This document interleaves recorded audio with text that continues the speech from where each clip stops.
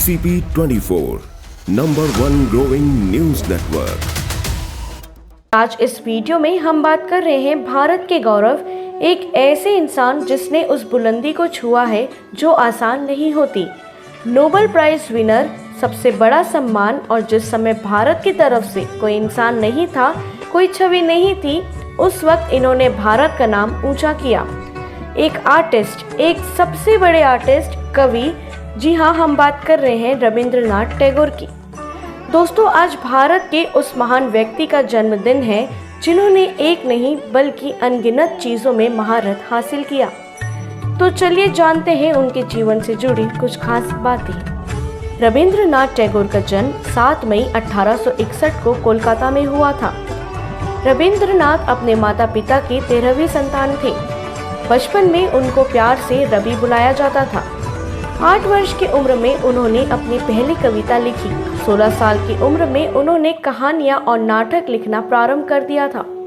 उन्हें आमतौर पर 20वीं शताब्दी के शुरुआती भारत के उत्कृष्ट रचनात्मक कलाकार के रूप में भी माना जाता है। 1913 में वे साहित्य के लिए नोबेल पुरस्कार प्राप्त करने वाले पहले नॉन यूरोपीय बने। रविंद्रनाथ टैगोर एक ऐसे कवि हैं जिनकी रचनाओं को 2 देशों ने अपना राष्ट्रगान बनाया। बता दें, बांग्लादेश के राष्ट्रगान के रचयिता भी टैगोर ही हैं। 8 साल की उम्र में उन्होंने कविताएं लिखना शुरू कर दिया और 16 साल की उम्र तक उन्होंने कलाकृतियों की रचना भी शुरू कर दी और भानु सिम्हा के तहत अपनी कविताओं को प्रकाशित करना शुरू कर दिया। 1877 में उन्होंने भिखारिणी और 1882 में कविताओं का संग्रह संध्या संगत लिखा। रविंद्रनाथ टैगोर राजनीति में सक्रिय थे। वह भारतीय राष्ट्रवादियों के पूर्ण समर्थन में थे। इसके अलावा वह ब्रिटिश शासन के विरोध में थे। उनके काम मैनास्ट में उनके राजनीतिक विचार शामिल हैं। उन्होंने कई देशभक्ति गीत भी लिखे। रविंद्रनाथ टैगोर ने भारतीय स्वतंत्रता के लिए प्रेरणा बढ़ाई। उन्होंने देशभक्ति के लिए कुछ काम लिखे।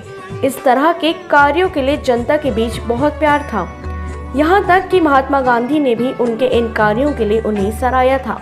ECP24, #1 growing news network.